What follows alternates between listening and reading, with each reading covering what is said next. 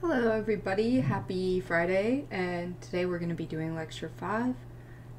So, a brief review from the last lecture. We talked about the jet stream, which is a corridor of strong winds at the top of the troposphere. So it's not at the surface, it's up in the upper atmosphere. And they exist above strong surface temperature gradients, so like between the Hadley cell and the Ferrel cell, and between the Ferrel cell and the polar cell. Then we talked about fronts and how they're related to jet streams. So a cold front is cold air blowing towards warm air, into warm air. A warm front is warm air blowing towards cold air. A stationary front is when you have a mass of warm and cold air and there's a boundary and it's not moving. And fronts are just regions of strong temperature gradients. I think I pressed the wrong button. Okay. Then we talked about the mid-latitude wave cyclone. So this is our example from earlier, and the wind direction is denoted by the black arrows. So at the surface, the winds blow counterclockwise in and to the low pressure center. Warm and cold fronts form at the boundaries of warm and cold air masses. So, warm air mass pushing into cold air, that's a warm front. And this is a cold air mass pushing into warm air, so it is a cold front. So, this configuration that we have here with the low pressure, the warm front to the east and the cold front to the west creates the most important weather feature in the mid-latitudes, which is the mid-latitude wave cyclone. So this is like a weather system that covers thousands of miles, and it brings the mid-latitudes the most hazardous weather. So usually it starts out as a snowstorm up in the Rockies, and it will move east and northeast, and sometimes it can move south, but if it's digging, but usually it's to the east or northeast. And along the cold front is where the severe weather will form. So you can get a linear system like a mesoscale convective system, or you can get individual supercells. And these tend to form with the polar jet, which steers the cyclone from west to east. So this shape right here is what the jet stream looks like. And the low pressure is created from upper level divergence. So the cold front marks the leading edge of the advancing cold air, but this whole area right here is the air mass behind it, and it's called the cold sector. And the warm front marks the edge, but this air mass is called the warm sector. And then up north, before any fronts have moved through, this is just the cool sector. And so it's a cool or a cold air mass that's in front of the warm front. This is similar to drawing to what we saw here. It's just the low with the warm and the cool. So this air mass here is usually continental polar, so the air is usually cold and dry back here in the cold sector. And where we get the cold front, we see a change in wind direction. So we look for where the wind barbs are changing from a westerly pattern to a southerly pattern really quickly, and it happens along the front. And then this air mass right here in the warm sector is warm and moist, so maritime tropical. And then in the cool sector, you can have either moist or dry air, but it's a polar air mass. And it can be, they're pretty big. They can stretch over 1,000 miles.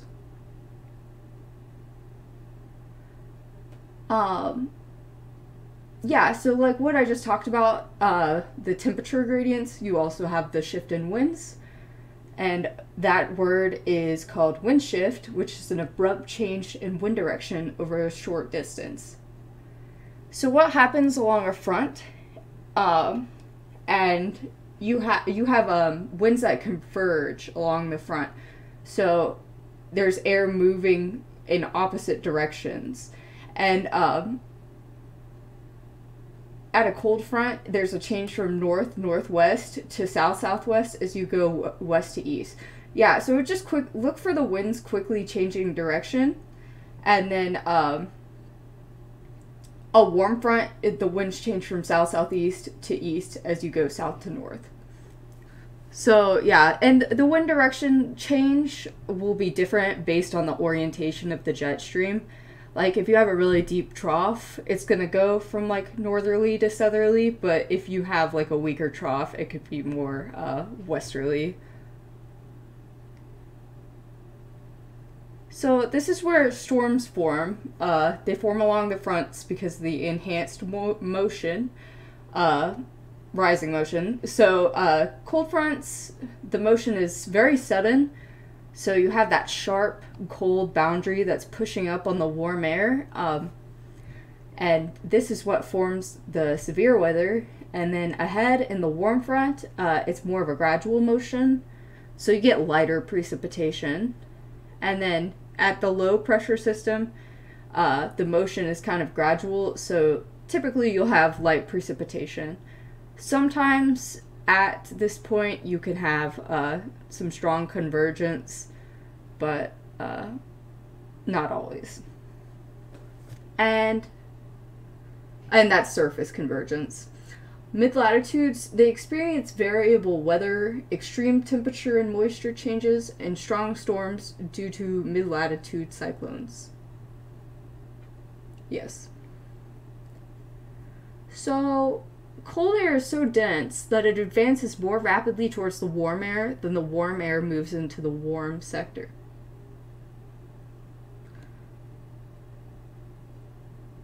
Yes. Okay. I was trying to understand what this means.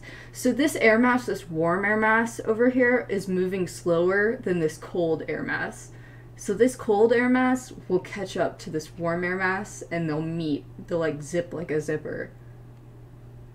See, okay, here's a diagram of it. So T1, time number 1, and this is like time skips, so it will move like this. And you can see that it's progressing counterclockwise around the low. So when the cold front catches up to the warm front, it lifts some of the less dense warm air upward. So the warm air loses contact with the ground. And this forms like an occluded front, and that's this purple line here. Basically, an occluded front is kind of like more mixing is occurring, I guess. Like, you really see this up in, like, New York, up in the other regions similar to that. And basically, the occlusion kind of creates, like, this drizzly kind of weather. And yeah, this occurs at the more mature stages of the mid-latitude wave cyclone. So when the mid-latitude wave cyclone is decaying. So here's a life cycle. It was invented by some guy in I don't know, was it? Yeah, the Norwegian cyclone model. So you have this early stage here, this beginning stage, where you have a closed low and it's starting to pull in these fronts. And then I think this is like the growth stage or something like that. So it's like, it's got occlusion beginning. You can see the progression. The fronts have grown in length and they've kind of progressed. And then this is the mature stage, and you can see that there is occlusion happening, and you have still the long warm air mass and the cold front. And then finally you have the decay stage where the fronts aren't really, it's mostly occlusion at that point, and even though it's grown bigger, it's just can't support itself anymore. Yeah, and it forms this comma shape. So if you look at like a satellite data and you see like this comma shape, you can know that that's a mid-latitude wave cyclone. And you can see like over here maybe like the warm area where you have this like stratus clouds, and then around here you have this band of severe weather, and then this is where the low pressure is and it's wrapping around it. So there's probably some occlusion going on up here. And oh yeah, and behind it you have no rising motion really. You have sinking motion. The air is really cold. So after this, you just have cold air and you don't really have it's like usually sunny outside.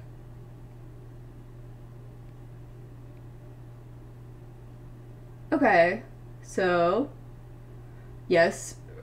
Oh, we're talking about the dry line. So fronts form between air masses of different temperatures.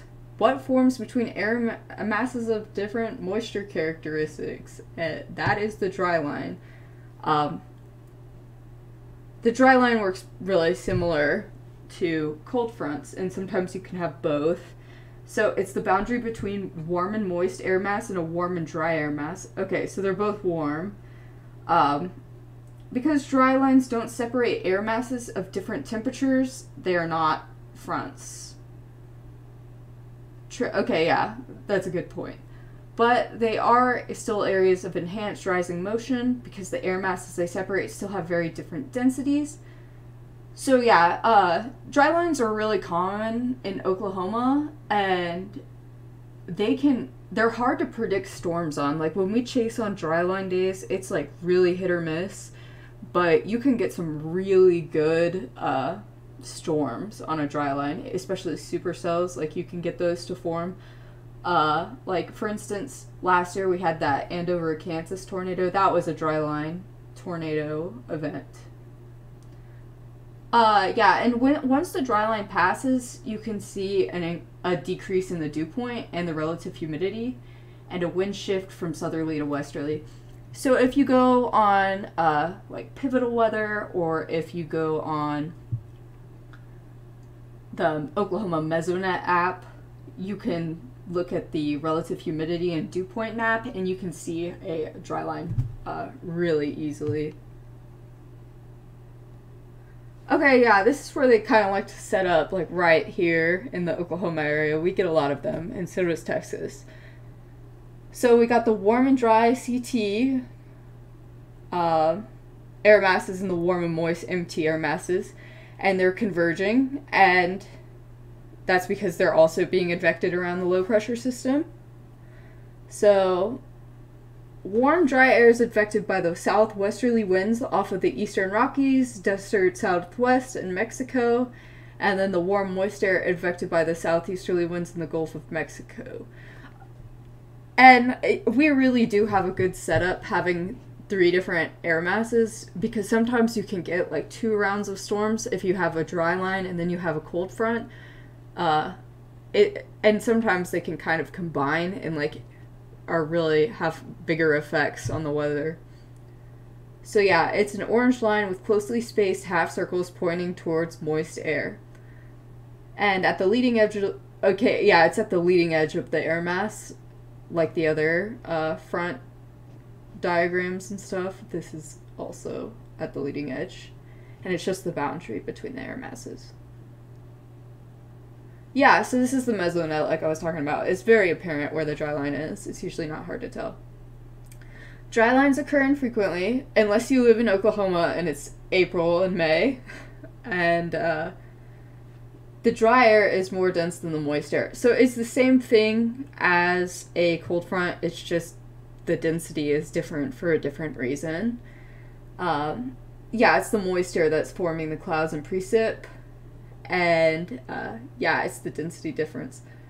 So the dry line, it appears as this sharp gradient, and the wind shift from southerly ahead of and westerly behind the dry line. Okay, so there's just a wind shift. So look for a wind shift on the map. Yeah, so like I was saying, many strong tornadoes have occurred in severe thunderstorms that formed along dry lines.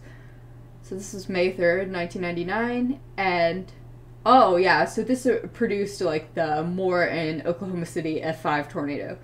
So yeah, they're hard to predict and they can be very powerful.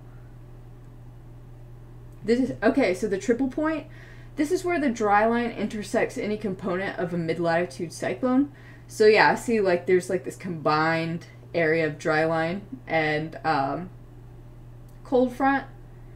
And so you can get really strong rising motion because you have two components combining. So a lot of times when we're chasing storms, we try to target the triple point, not encouraging or advocating or representing OU in the storm chasing. Okay, and the low-level jet. This is very prominent in Oklahoma. It's a narrow tube of extremely strong winds, like the polar and subtropical jets. So, but unlike the polar and subtropical jets, the low-level jet forms near the top of the boundary layer, and the winds are southerly, from the Gulf of Mexico into the southern plains. So at night, you have this wind direction shift. And the winds are coming from the Gulf of Mexico into Oklahoma. And it affects warm, moist air. And, yeah, the low-level jet separates air masses. So there's cold air on the left and warm air on its right. So it's good for, enhancing weather at night. Oklahoma is really interesting. You don't really get the low-level jet in that many places, but it's really prominent here. And it's because of the shift from like Rocky Mountains to these sloping plains, and it's pretty complex like how it works. But it's just like it creates a pressure gradient and it moves in a very strange, mathematically complex pattern. But yeah, basically it just pushes winds in from the Gulf at nighttime. That's all you really need to know. And the LLJ indirectly accounts for up to 70% of the warm season rainfall in the plains. Yeah, because it's just pulling in moisture, and if you have dry air over here, it's just gonna feed into storms.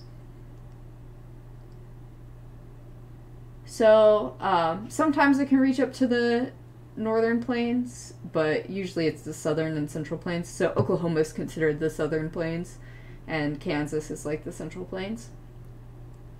And it typically forms overnight, like I was saying, so it begins to form around sunset. It reaches the maximum strength around 2 a.m., and then it weakens and disappears around sunrise.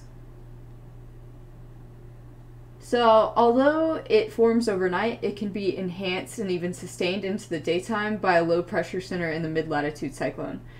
And that's just because you have the low pressure and it pulls in air from all directions. So if it's oriented properly, you can have like a strengthening and a continuation of the low-level jet. Yeah, so it's usually in the warm sector because that's where this wind direction is that's pulling in the Gulf air. And yeah, so you can form storms using the low-level jet. Okay, that's it for this PowerPoint. We've got a couple more. 3 more. But one of them's short. Okay, so yeah, so we saw how surface weather maps help us locate pressure centers and fronts, and we are able to envision mid-latitude cyclones. So 2 questions remain. Where do surface weather maps come from? And how do we place features correctly on these maps? Okay, so we're talking about weather maps at the surface. So we have these surface stations and they measure the conditions at the surface. So it's the National Weather Service and the Federal Aviation Administration who are running these sites, and the measurements are reported on an hourly basis. The data is logged and transmitted into coded form for meteorologists who use them to identify weather features on surface weather maps. So yeah, they basically, there's like, I think it's called MOS data? No, it's called something else. I will probably say, but maybe there is MOS data using this. I can't remember, it's been a while, but yeah, this is all the things it measures. Temperature, pressure, humidity, wind speed and direction, cloud cover, current weather, precip type, and amount of rain fallen. Okay, and then we can transmit all of this information in a surface plot. So this upper right here is mean sea level pressure, and I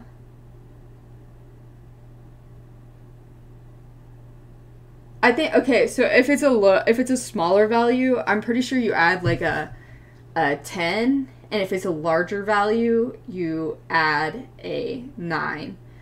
So this one's kind of a smaller value. It's like, you know, yeah, so you would add a 10 in front of this and then add a 1 decimal place. So it would be 1013.8. But like, let's say it's like 958, then you're just going to add a 9 in front of it, and it would be, sorry, it would be, I'm sorry, I'm getting ahead of myself. We should just wait and see if they teach you how to do that, because you might not have to know, and I'm just confusing myself. Okay, so the upper left here, so this one's pressure in the upper right. The upper left is temperature in degrees Fahrenheit. Then in the middle you have this cloud cover. So I think if you have the 3 dots, it's like pretty like good cloud cover, like it's mostly cloudy. And then, oh, this is the cloud cover, and then this is the weather symbol. So this is like also means cloudy. This is the cloud cover. So yeah, it's 3/4, so it is mostly cloudy. And then in the lower left you have this dew point temperature, which is also in Fahrenheit. And then you have a wind barb. So this is where the wind is coming from, and this over here is where it's going to.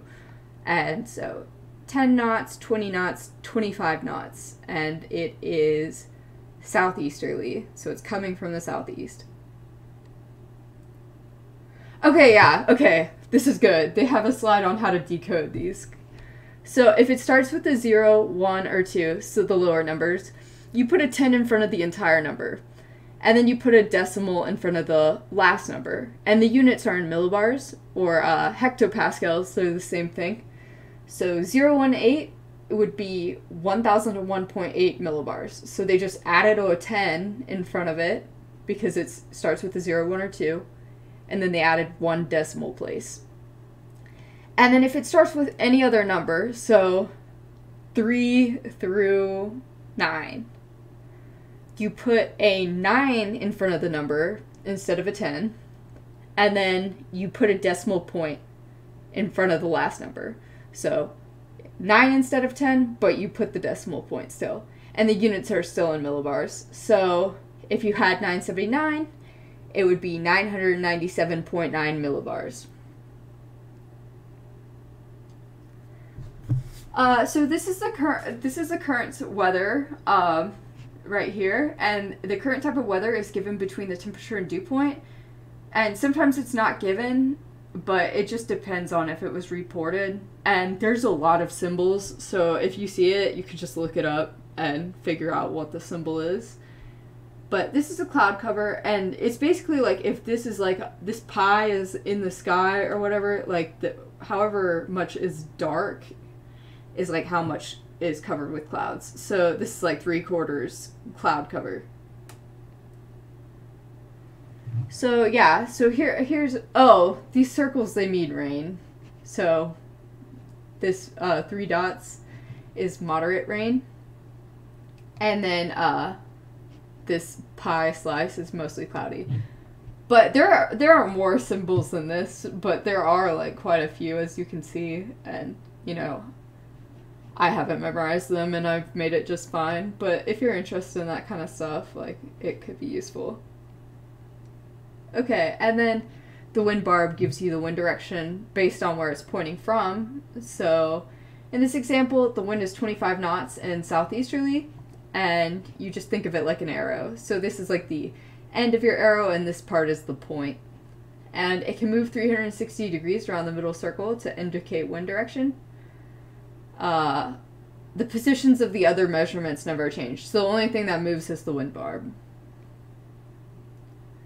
Okay, I can't remember if we talked about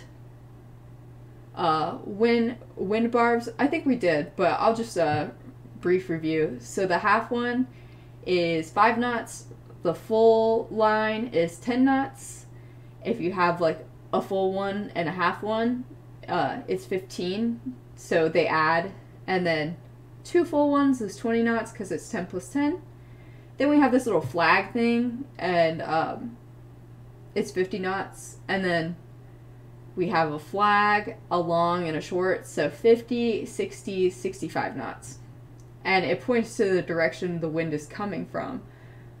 And the small barbs indicate wind speed.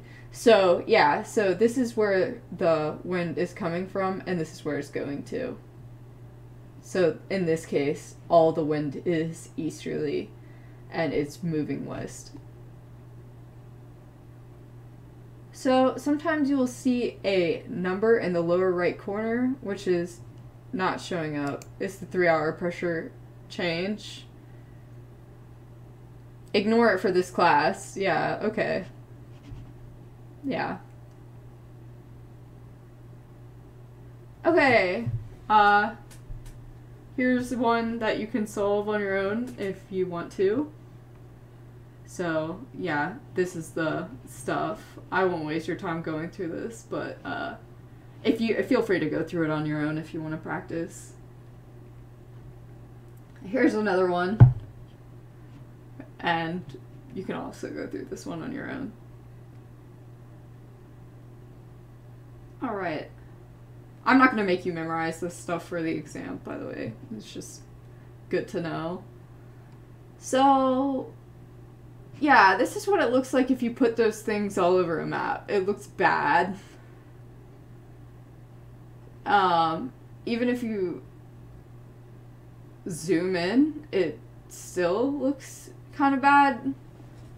I mean, it looks okay to me, but it's not, like, great. But you can add isoplex to make it easier to read.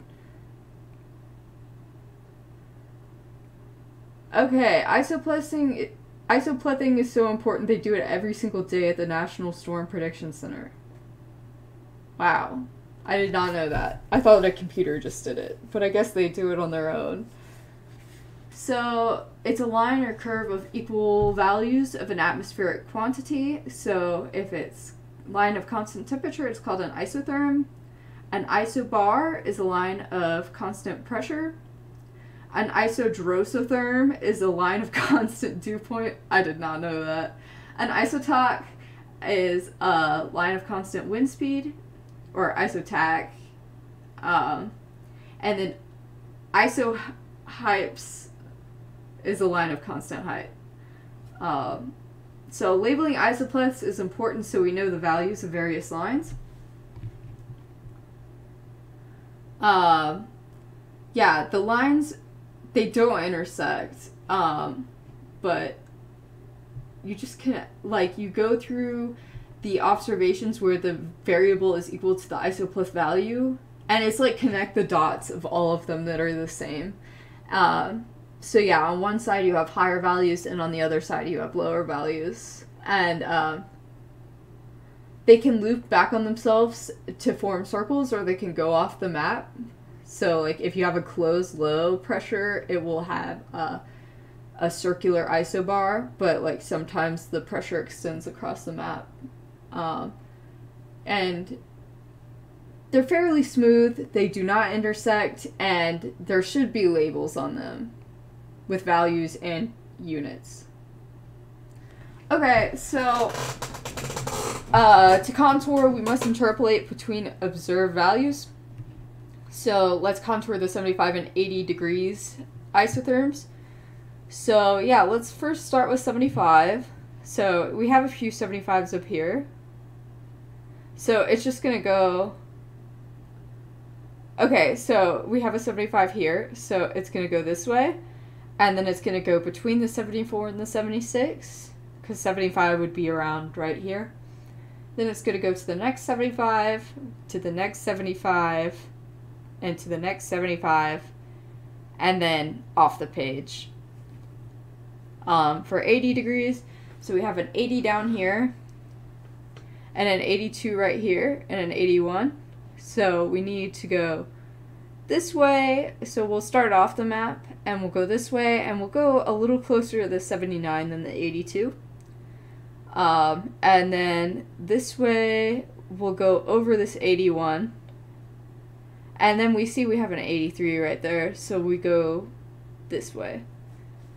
So, let's see if it shows us.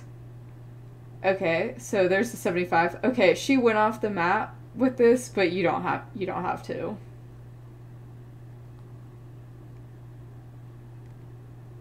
And then here's the 80, so it was similar to what we drew.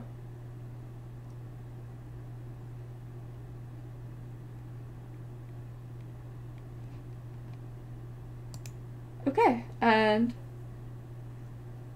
so yeah, we just gave the introduction to isoplything. It's just playing connect the dots with atmospheric quantities, and we looked at an example of how to draw them on the map. We looked at isotherms, which is lines of constant temperature. So I didn't put this on Canvas. Y'all do not need to do this. You'll do it in plenty of your classes in the future, and it's not going to be on the test, but it's good to know what you're looking at when you look at a weather map, and it's good to know how they do it. So if you want to, you can look at this and put your hand at it if you want to. But yeah, I'm not going to expect that for this summer lecture. So yeah, so here are the rules. I think we went over the rules.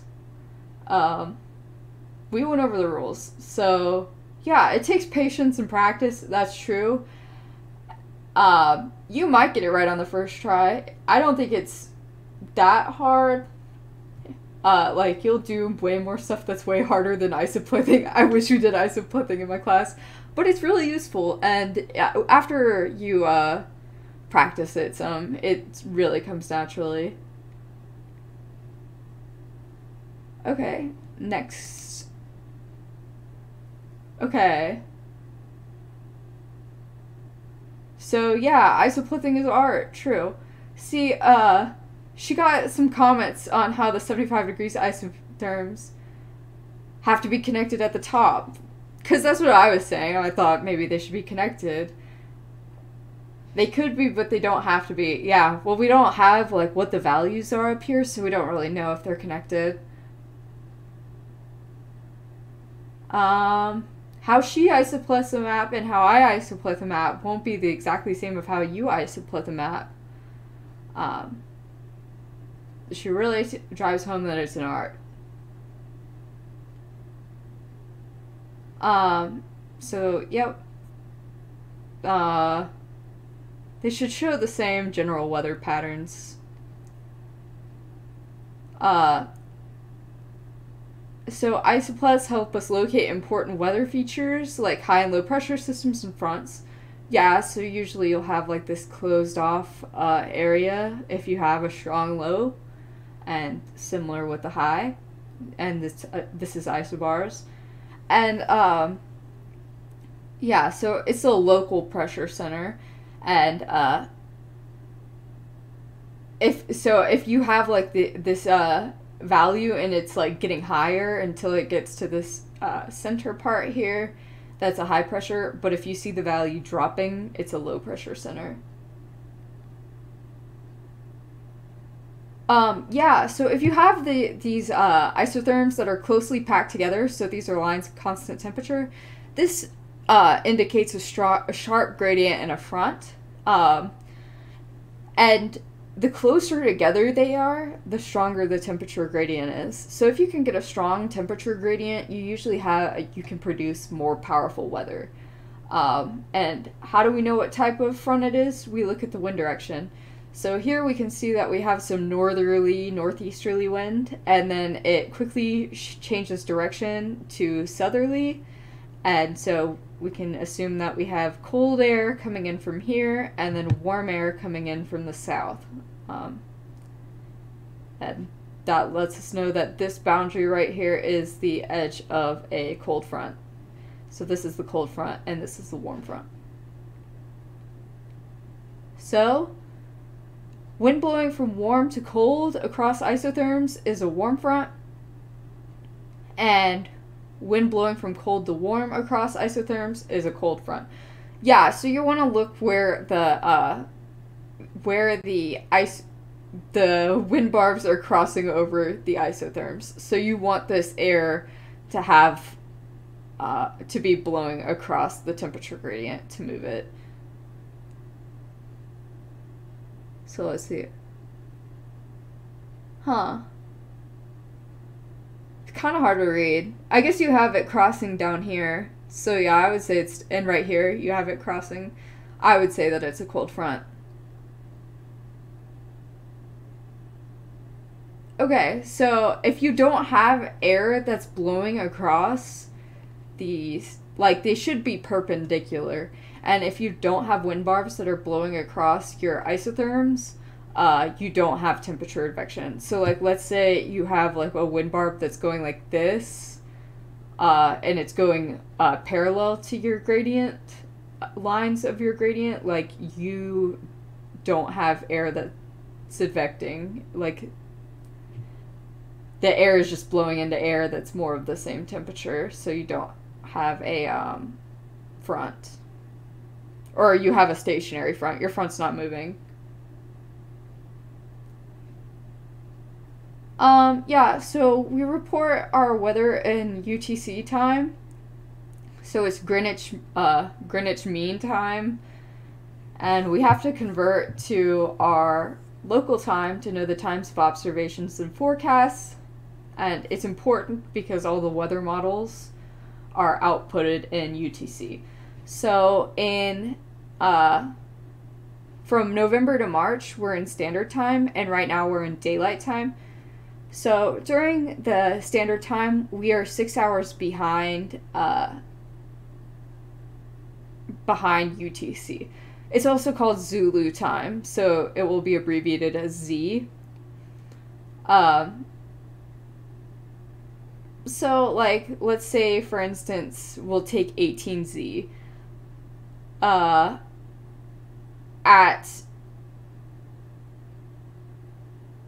In, like, Central Standard Time, that would be 18 minus 6, so that's 12, so it would be 12 o'clock, so it would be noon here. At 18Z during the summer, we just take 1800 minus 5, so that is 1300, so that's equivalent to 1 o'clock. So, here's an exercise. I'm also not going to make you do this exercise, and I also didn't make a video of isoplething. If you don't get it, feel free to watch, like, there's plenty of YouTube videos out there and, like, supplemental stuff that you can find.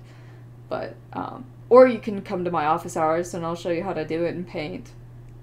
But yeah, feel free to come if you want to do that. Feel free to try it on your own. But I'm not going to make anybody do that in a summer lecture.